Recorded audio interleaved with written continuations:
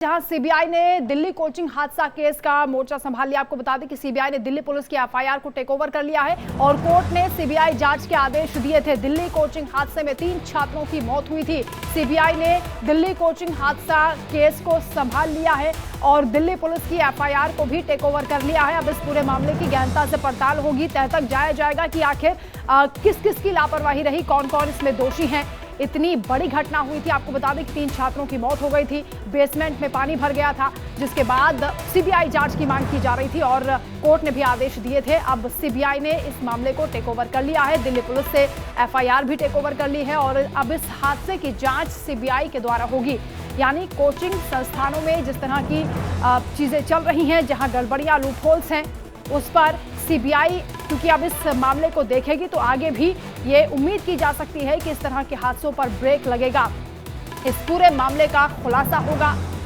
गंभीरता से अब इसकी जांच होगी। दिल्ली कोचिंग हादसे में 3 छात्रों की जान चली गई थी। पूरा देश चिंतित है, इस पूरी घटना को लेकर नाराजगी भी देखी गई थी क्योंकि दुर्भाग्यपूर्ण है। देश के भविष्य, देश के युवा अगर इस तरह से ऐसे हादसों के शिकार हो जाएंगे तो एक बड़ा प्रश्न चिन्ह लगता है।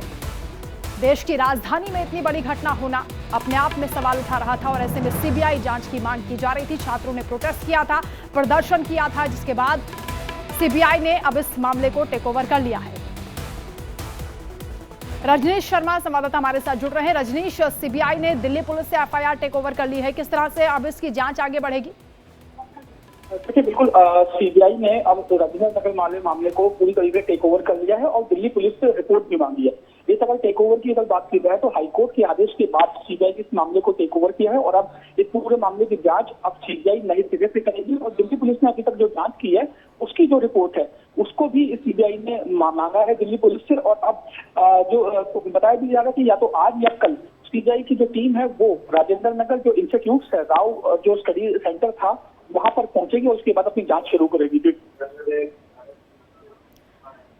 रजनीश, क्योंकि इस पूरे मामले की सीबीआई जांच की मांग छात्रों की ओर से की गई थी, जो प्रदर्शनकारी छात्र थे उन्होंने क्या कहा, क्या संतुष्ट हैं वो अब क्योंकि जांच सीबीआई के जरिए होगी?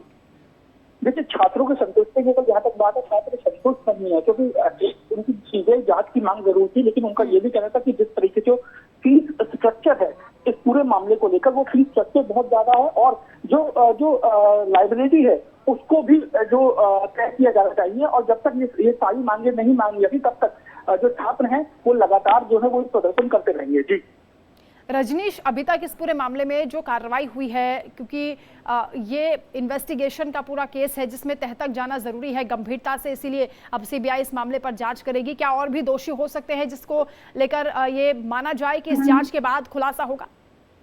देखिए, क्योंकि सीबीआई ने ये मामला जो रिपोर्ट है मामले की जो जांच अभी तक हुई थी उसकी रिपोर्ट भी मांगी है। अब दिल्ली पुलिस ने जो भी रिपोर्ट अभी तक जो की है राजेंद्र नगर मामले में वो सीबीआई को सौंपेगी और सीबीआई अब इस पूरे मामले के नए सिरे से एकदम बहुत इस मामले में और लोगों की गिरफ्तारी भी जल्द होगी। ठीक है, बहुत शुक्रिया रजनीश आपका तमाम जानकारी के लिए। तो कोर्ट ने सीबीआई जांच के आदेश दिए थे और सीबीआई ने इस पूरे मामले को टेक ओवर कर लिया है।